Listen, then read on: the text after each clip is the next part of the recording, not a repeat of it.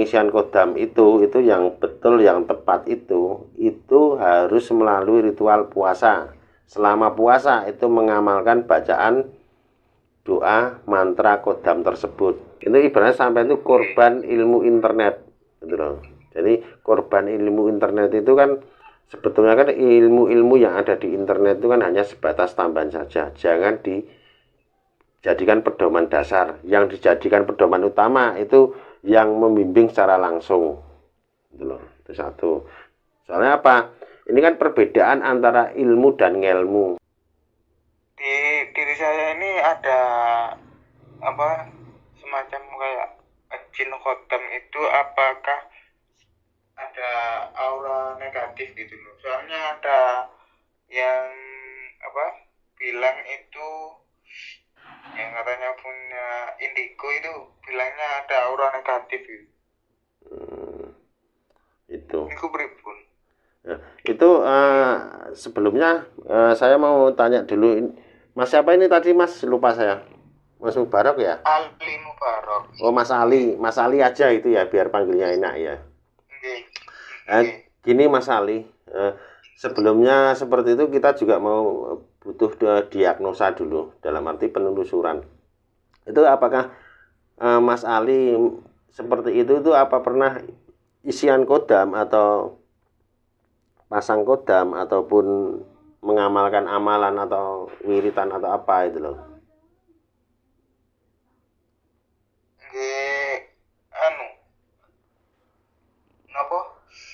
Pengisian tapi lewat media. Jarak jauh atau jarak dekat? Jarak jauh. Berapa kali sampai jarak jauhnya? Insya Allah 2 kali. 2 atau 4?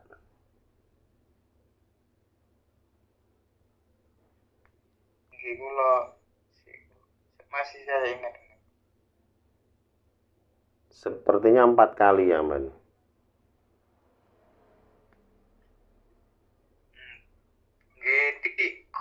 Tiga kali. Yang pakai kapsul? Nggih, pakai kapsul niku. Yang pakai kapsul niku sanes napa? Maksudnya kok niku lho.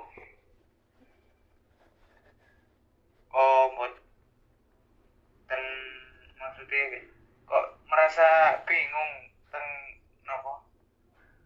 merasa sering bingung ngoten lho. Setiap pengisian kodam itu sampai kena mahar berapa? Ya 250. Berarti tapi lewat media yang ya semua itu lewat media, tapi ada medianya berupa cincin batu akik. Gini Mas Ali, setahu saya dalam dunia spiritual itu untuk pengisian kodam itu secara jarak jauh itu tidak ada. Jadi dalam arti untuk pengisian kodam itu yang betul, yang tepat itu harus melalui ritual puasa.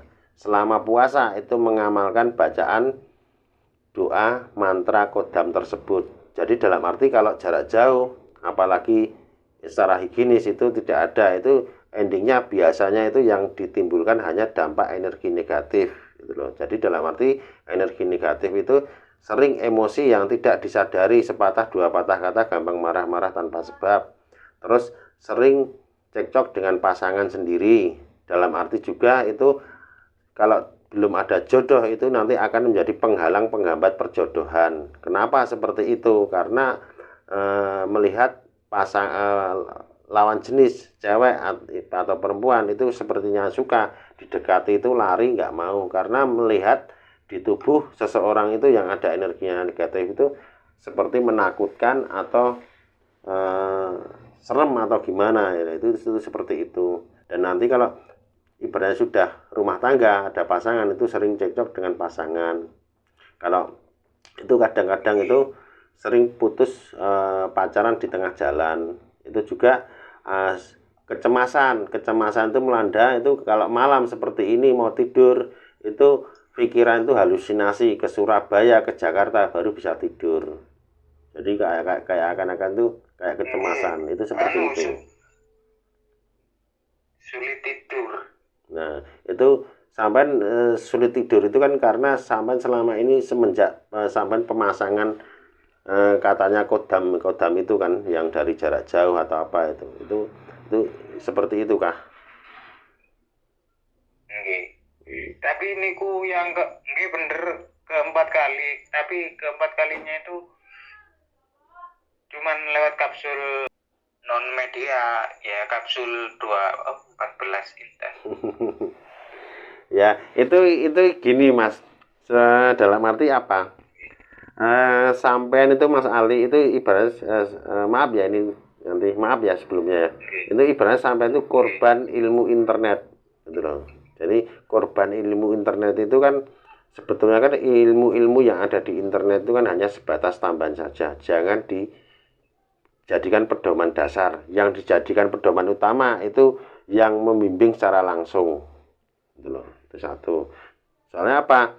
Ini kan perbedaan antara ilmu dan ngelmu. Nah, ilmu itu kan bisa dipelajari dan bisa diperjualbelikan. Sedangkan ngelmu itu dituku kanthi lelaku gitu loh. Gitu loh.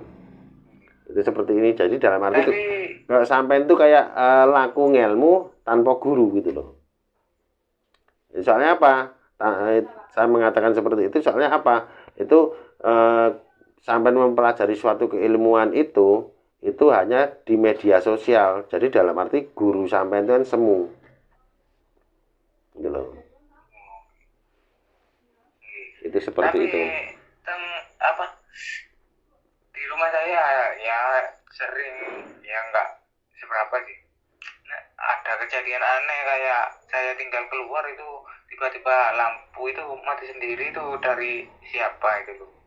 Ya itu kan gini Mas. Jadi dalam arti seseorang itu kalau diikuti kodam yang dari pendamping nasab leluhur ataupun dari ya, intinya ya dari turunan itu satu itu sering mencium bau-bau wangian, kedua itu sering melihat bayangan kelebatan, ketiga itu sering mimpi kenyataan, di dalam mimpi itu pergi ke suatu tempat dan nanti di dunia nyata itu melihat tempat tersebut seperti dalam mimpi. Nah itu seperti itu. Itu kalau merasa tiga itu berarti ada indikasi dari leluhur gitu loh. Tapi kalau sampean kayak cemas itu seperti itu. Terus kalau sampean kan juga sering itu loh, kalau pagi hari itu mau ke kamar mandi mau gosok gigi selalu mau muntah-muntah itu. Gila, sesudahnya itu. Ya iya itu kan karena apa? Benturan energi itu terus sampai kecemasan mau tidur itu susah kalau pikiran belum halusinasi kemana-mana itu loh. Tuh. Terus apalagi kalau sampai itu naik kendaraan bermotor itu selalu ngeblank, pikiran nggak fokus. Tuh. Itu berarti. Terus apa jenenge? Masalah nasab leluhur nih gimana? Maksudnya ada juga orang yang bilang tapi harus dibangkitkan itu dengan maksudnya saya harus cari guru yang apa terdekat di daerah saya gitu. Ada yang bilang juga kayak seperti jenengan. Nah itu kan karena apa Mas? Itu kan dalam arti sampean itu kan ada nasab atau kodam yang dari leluhur itu dalam arti belum aktif, belum selaras. Jadi dalam arti kalau sampean itu baru berdiri di teras, belum masuk ke ruangan tamu, belum masuk ke rumah, soalnya pintu itu belum terbuka. Jadi dalam arti portal gaib sampean itu kan belum kebuka. Jadi portal gaib itu harus kebuka, nah itu nanti intinya nanti bisa selaras dan aktif gitu loh. Itu soalnya hati sampean itu kan saya tahu hati sampean itu jiwanya jiwa spiritual dan sampean itu seakan-akan itu pengen bisa menolong atau dalam arti untuk penyembuhan itu, tapi sampean kan seperti itu kan belum itu ada yang membimbing atau yang gimana itu belum menemukan seperti itu gitu loh.